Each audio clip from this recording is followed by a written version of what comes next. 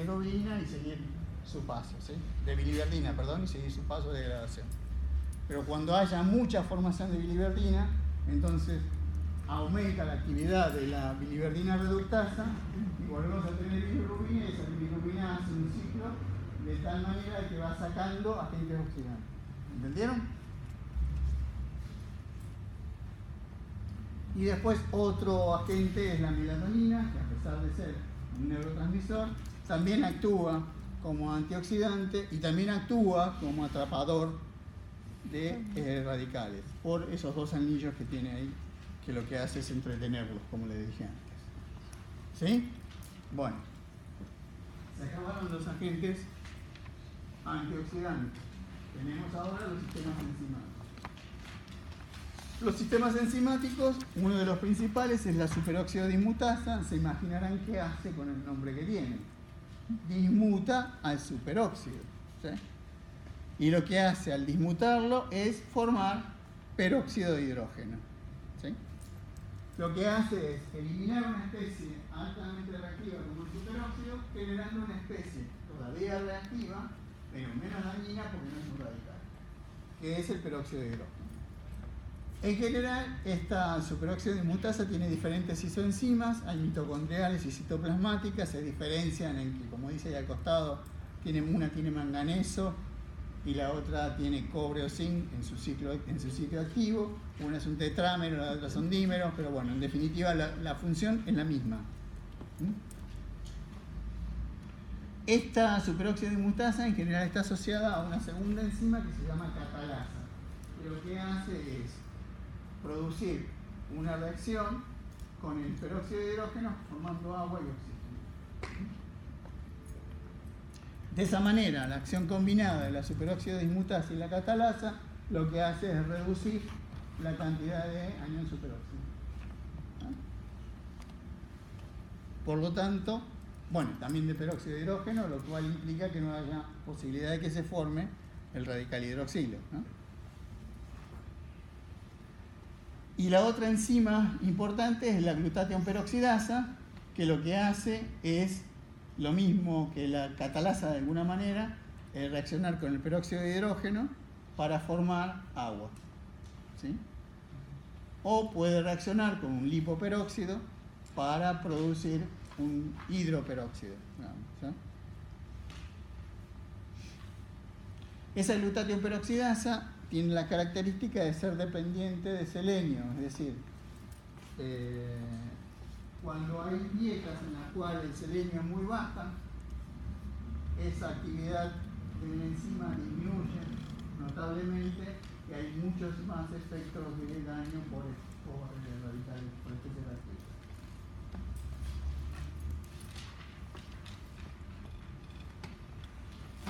Bueno, en esta diapositiva lo único que es agrupar todo lo que les acabo de decir de los antioxidantes y las enzimas y qué es lo que hacen cada uno. O sea, básicamente lo mismo que le acabo de decir, pero como a modo de resumen.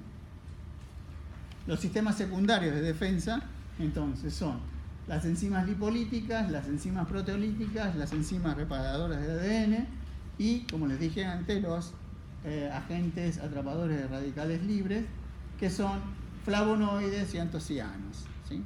Esos compuestos, los flavonoides y los antocianos, están, por ejemplo, en los frutos rojos, abundantemente, tanto en arándanos, en frutillas, en las... Frambuesas. ¿No me puedo acordar de esa cosa? Frambuesas. Las frambuesas, todas las que se llaman blackberry, todas las pequeñas frutos rojos, los frutos del bosque, ¿sí? Que producen eso. Y también, ojo, flavonoides y antocianos hay en la uva, en el vino, en el aceite de oliva, ¿sí? En ciertos aceites que se utilizan en dieta como en lo que se llama la dieta mediterránea, en el pistacho, en las nueces, hay muchos antocianos y hay flavonoides. O sea, todo eso son fuentes de agentes atrapadores de radicales libres. Bueno, entonces, ahora mismo, ¿qué produce daño? ¿Qué defiende? ¿Sí? Y ahora sí podemos definir el estrés oxidativo. correctamente. Sí. ¿Hay algún sistema que sea más eficiente que el otro o que tenga más importancia? Mirá, eso siempre lo discuto yo. Y se los digo, porque me viene bien la pregunta, porque muchos dicen, bueno, entonces tengo que tomar mucho antioxidante. O sea, tomo mucho jugo de vitamina C y vitamina E y ando bien. Es cierto, ¿por qué? Porque es un agente primario y va a funcionar bien. Pero ¿qué pasa? Si yo me dedico a defenderme solamente con uno de los agentes primarios, el organismo tiene, o sea, la célula es muy vaga. Si yo no necesito tener sistemas enzimáticos que me defiendan porque tengo antioxidantes, bajo la producción de sistemas enzimáticos. ¿Para qué voy a generar proteínas si tengo los antioxidantes que van a hacer el mismo trabajo que las proteínas tienen que hacer? Entonces, es razonable y es lógico. Pero ¿qué pasa si de repente te quedaste sin antioxidantes? No tenés el sistema de defensa funcionando apropiadamente. Entonces, sí, puede ser que a través de por supuesto que cuanto mejor sea la dieta, más balanceada sea, menos riesgo vas a tener de lo que se genera ahí, que es un estrés oxidativo. O sea, un estrés oxidativo se va a generar cuando haya desbalance entre la producción de especies reactivas del oxígeno y sistemas de defensa. Si yo tengo más o menos equilibradas las dos cosas, ando perfecto. ¿Cómo mantengo las dos cosas equilibradas? Una de las mejores formas es de acuerdo a lo que comemos.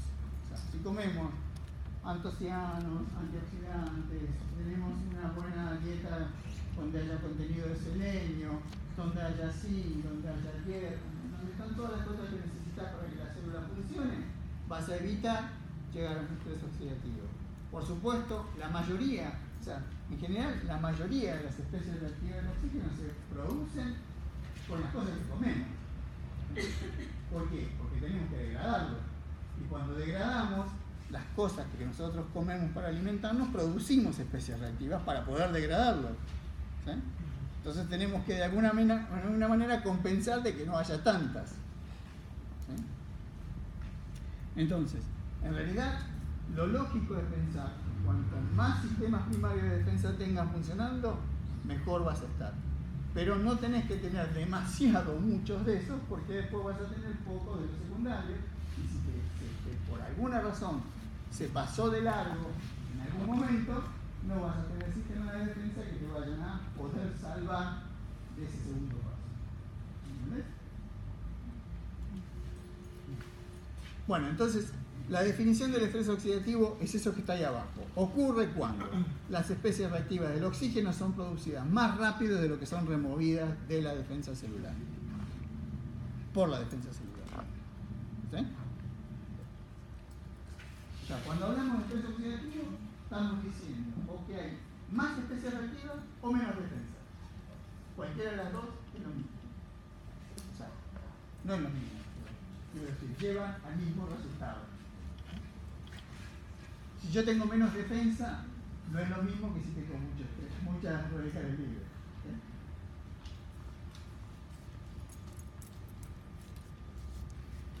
Bueno, pasamos ahora un poquito al óxido nítrico.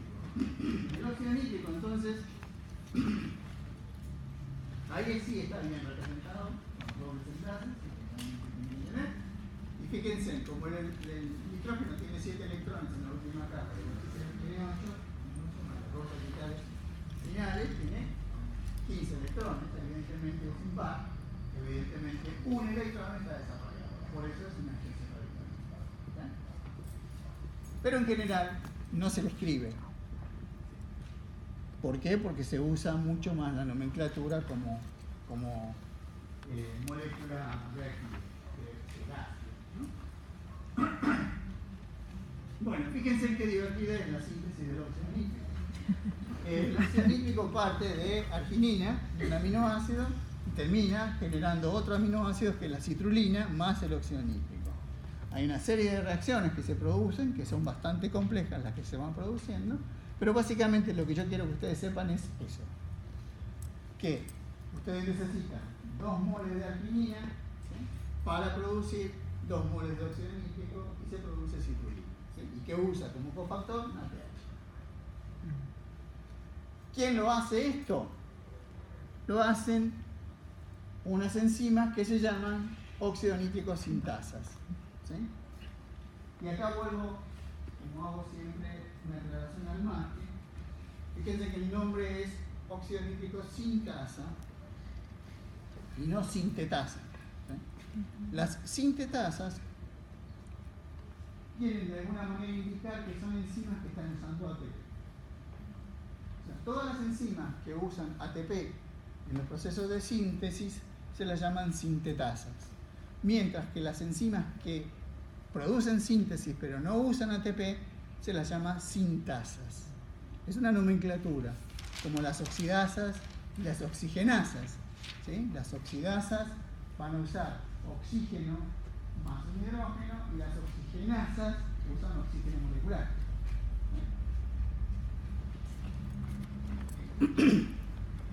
O sea, las oxidasas usan un átomo de oxígeno, mientras que las oxidasas usan los dos.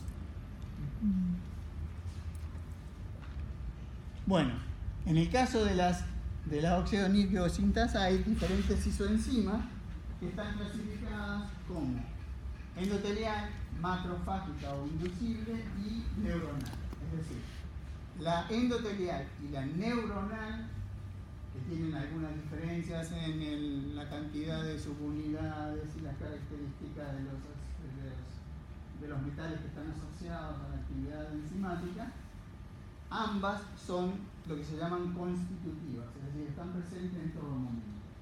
Mientras que la macrofágica es inducible. Cuando el macrófago se activa, produce una inducción desde el punto de vista genómico a la producción de esa enzima que va a producir óxido nítrico. Por eso se llama NOS-I, inducible. Todas van a dar el mismo producto, que es el óxido nítrico. El óxido nítrico en particular va a reaccionar, como toda especie radical, con proteínas que tengan hierro. ¿Y por qué? Porque al hierro le pueden sacar fácilmente en el electrón. Una de las proteínas que tiene hierro es la guanilato ciclasa. Y justamente esa hemoproteína es la que reacciona con el óxido nítrico en el endotelio para activar y generar la producción de GMP cíclico, que a su vez va a activar la liberación de calcio y la relajación muscular. Otras enzimas que pueden ser fuente de receptáculos de la acción del óxido nítrico es la P450 microsomal y la aconitasa del ciclo de Krebs. Es decir, si hay mucho óxido nítrico dentro de la mitocondria, podría de alguna manera impedir el funcionamiento de la aconitasa porque le va a sacar electrones y la va a oxidar. Porque también tiene hierro, la aconitasa. Y por supuesto la hemoglobina. Es otro más que podría estar reaccionando con el óxido nítrico. Es decir, todas las proteínas que tienen hierro van a poder ser fuente de eliminación de electrones a través del óxido nítrico. ¿Okay? También reacciona con sulfidrilo, reacciona con el anión superóxido formando peroxinitrito y va a poder reaccionar con otros radicales orgánicos como el radical peroxilo. ¿Sí? El radical ese que tenía el oxígeno punto. ¿Sí? El radical centrado en oxígeno de los lípidos es el peroxilo.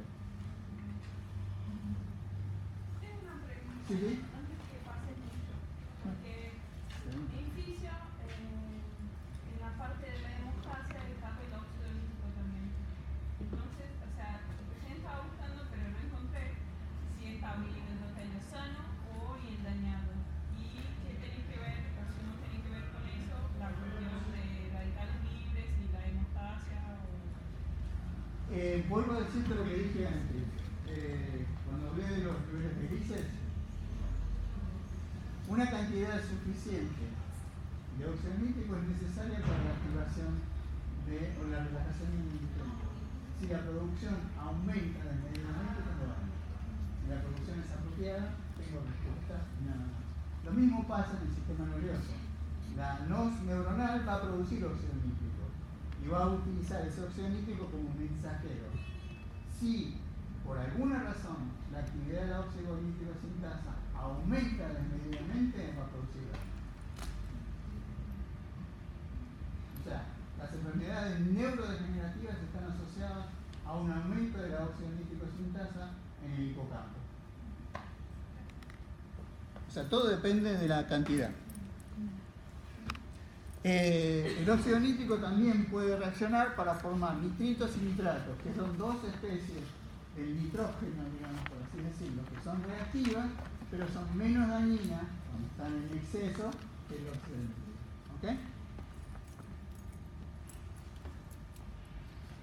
La cosa es que uno se pone siempre en el balance demasiado para un lado y demasiado para el otro para poder explicar el daño o el funcionamiento. Pero siempre estamos en el jueguito de que, bueno, se produce tanto, reacciona y se inactiva, o se produce mucho, reacciona y no se inactiva, entonces ahí empieza a hacer daño.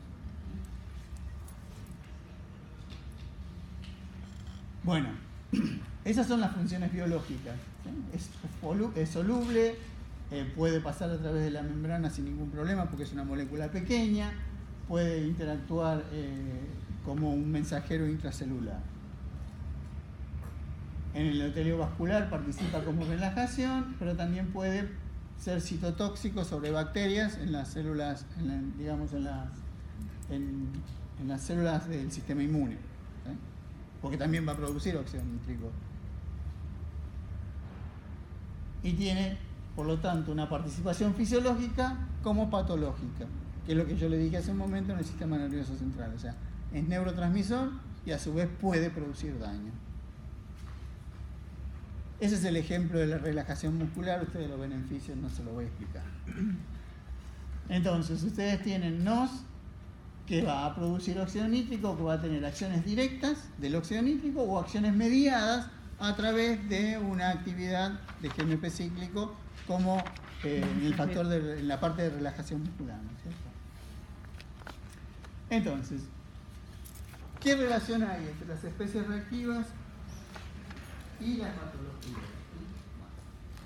La radiación puede producir mucho radical hidroxilo, una radiación fuerte, intensa, y eso va a su vez provocar daño sobre el ADN, sobre lípidos y proteínas. O sea, ese aumento, porque lo que yo estoy haciendo es que, generando mucha energía de golpe, ¿qué hago? Que las moléculas pierdan electrones, o que ganen electrones, o que se rompan, y lo que va a generar son especies reactivas que van a producir daño. Eso es lo que hace una radiación alta, de alguna manera. Cuando hay una deficiencia de tal y de selenio, vamos a tener una menor glutatión peroxidasa, menor actividad de glutatión peroxidasa, por lo tanto vamos a tener menor glutatión, vamos a tener menor agente, no menor glutatión, sino menor enzima de protección, vamos a tener un mayor estrés oxidativo por la deficiencia de selenio.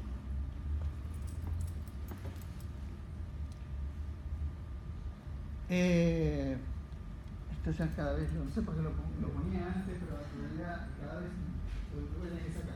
Pero en realidad sí se producen NOS, justamente en la retinopatía del prematuro, se producen mucho óxido nítrico que actúa como agente dañino en la retinopatía. Pero en realidad lo pongo más que nada porque me gusta, porque yo trabajé en una época en retina, en la retinopatía del prematuro, y me gusta para recalcarlo a ustedes cuando sean futuros médicos, y si alguno de ustedes tiene pediatría y tiene que ver niños recién nacidos o prematuros, de que le presten mucha atención a las retinas. ¿Por qué? Porque hay una patología que es la retinopatía del prematuro, que se produce porque más que nada es una cuestión del mal menor, por así decirlo, ¿no? Un prematuro tiene menor capacidad menor líquido surfactante, por lo tanto menor retención o intercambio de oxígeno pulmonar. Entonces lo que hacen es ponerlos en cámaras o en incubadoras, pero con una presión mayor de oxígeno, porque ese oxígeno va a llegar más fácilmente al pulmón y va, por supuesto, a servir desde el punto de vista biológico normal como agente de generación de energía, por digamos así, desde el punto de vista. Pero particularmente la retina tiene una la vascularización dependiente de la falta de oxígeno. O sea, la retina, cuando va vascularizándose, va hacia los sitios donde no hay oxígeno.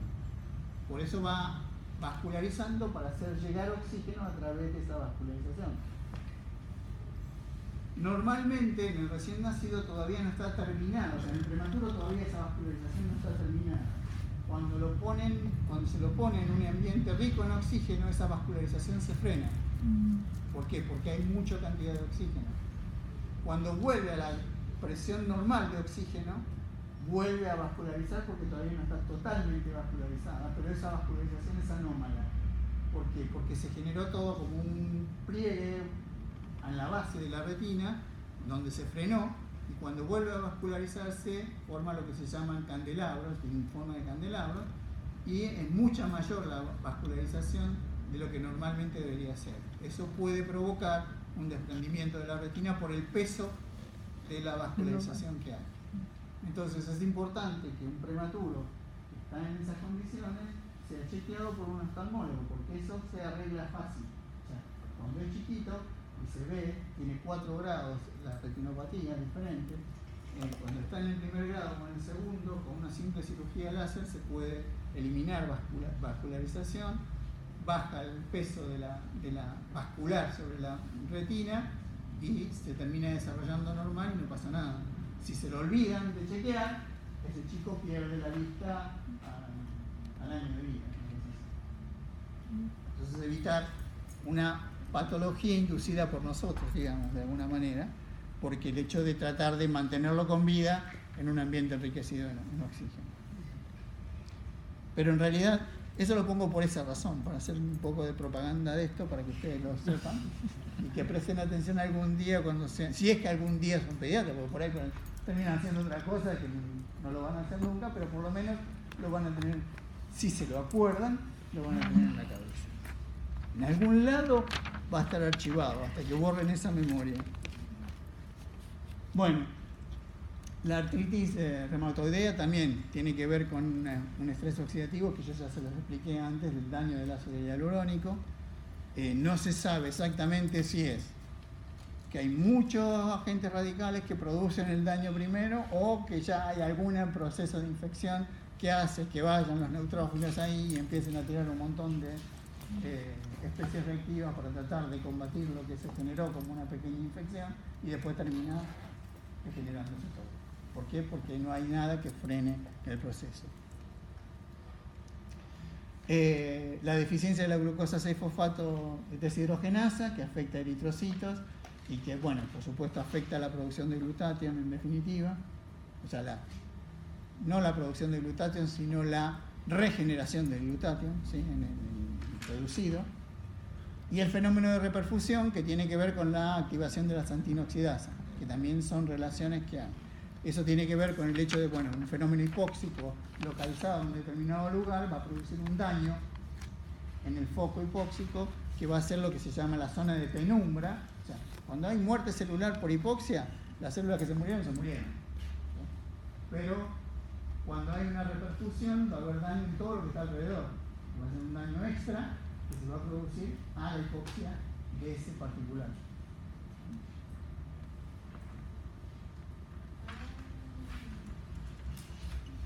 ¿Qué pasa? ¿Qué te acuerdas? Es que me acordé que es por eso que ponerle a alguien tiene un corte muy profundo en la pierna, por ejemplo, que no se hace el torniquete, porque cuando mueve la sangre provoca muchos radicales libres y ahí caga todo. Exactamente. Es como, de alguna manera, para algo les va a servir todo esto, como para acordarse de algunas cosas. Bueno, hay una hipótesis de arteriosclerosis que de alguna manera está basada en el efecto de las especies reactivas, o sea, el aumento de radicales en la región, que lo que va a hacer es, bueno, primero hay una lesión primaria heterogénica, pero después se van a producir lisis de eritrocitos, se van a producir la presencia de especies reactivas, las LDL van a ser oxidadas, van a estar pegadas ahí, van a ser captadas por los macrófagos, se van a formar las células espumosas, se empiezan a acomodar todas y van a empezar a formar el ateroma y va a bloquear esa vía de circulación. Este es un ejemplo gráfico de lo mismo que les dije yo, ¿sí? Que dice más o menos lo mismo, pero con dibujitos. Y después hay otra serie de patologías que están acá más o menos enumeradas: el enfisema, la bronquitis, las enfermedades degenerativas, preeclampsia, cáncer, diabetes, alteraciones cardiovasculares, inclusive el envejecimiento natural, que están todas relacionadas, asociadas a las especies reactivas del óxido. ¿Por qué envejecemos? Pues bueno, de alguna manera lo que empezamos a tener es un mal funcionamiento mitocondrial, una menor defensa celular, y la célula cada vez empieza a funcionar peor y ahí va envejeciendo de alguna manera. Entonces, de alguna manera, esa acción de las especies reactivas va produciendo una degeneración tubular que a lo largo, en algún momento, terminamos en un cerebro.